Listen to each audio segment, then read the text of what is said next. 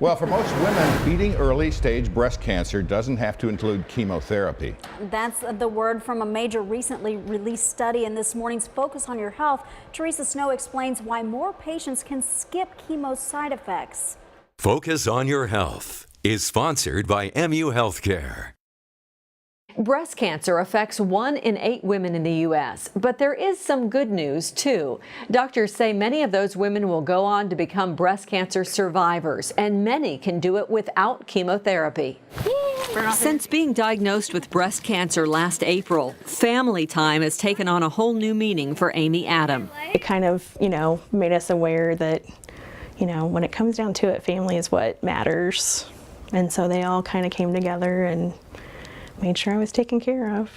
It's my medical journal. Journal entries mark all the milestones. The 46-year-old was lucky. A mammogram caught her cancer early when the tumor was just 3 by 4 millimeters, smaller than the size of a pencil eraser. Her treatment, a lumpectomy followed by radiation. No chemo. Did not have chemo. Dr. Emily Albright, a surgical oncologist at MU Healthcare, says more women with early-stage breast cancer like Amy may be able to skip chemotherapy, thanks to a recent study published in the New England Journal of Medicine. The recent results have clarified that for women at intermediate risk of recurrence, the majority of those do not benefit from chemotherapy. That's expected to spare up to 70,000 patients a year in the U.S. from the side effects of chemo. Dr. Albright says treatment is evolving, becoming more targeted. As we learn more about the biology, we're able to tailor treatments to the specific type of tumor that a patient has. So there are some small tumors that may be more aggressive, and there may be some larger tumors that are less aggressive. It's good news to survivors like Amy, who's now focused on encouraging others. It's okay to let people bring you dinner. It's okay to let people take care of your kids and, just take care of you. Take advantage of your community. Offering hope to those still fighting.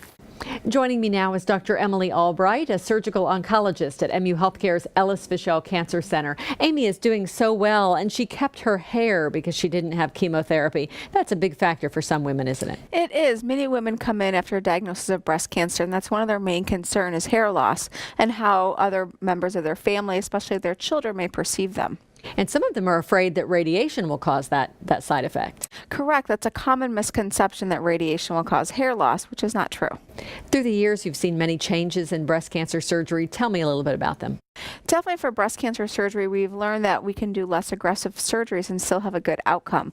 It used to be, if you think back to patients' grandmothers, they would have very aggressive surgeries, large muscle loss, no reconstruction. And now we're able to do smaller surgeries, minimal scarring, and still provide a good outcome. And a quicker recovery for sure. And a much quicker recovery. For women, when should they start screening and how? I recommend that women start screening at the age of 40 with annual mammograms. There are conflicting guidelines regarding that, but at age 40 I feel is the most conservative way. And the mammogram made a big difference for Amy. It definitely made a big difference. Okay. Thank you very much, Dr. Emily Albright. And with Focus on Your Health, I'm Teresa Snow.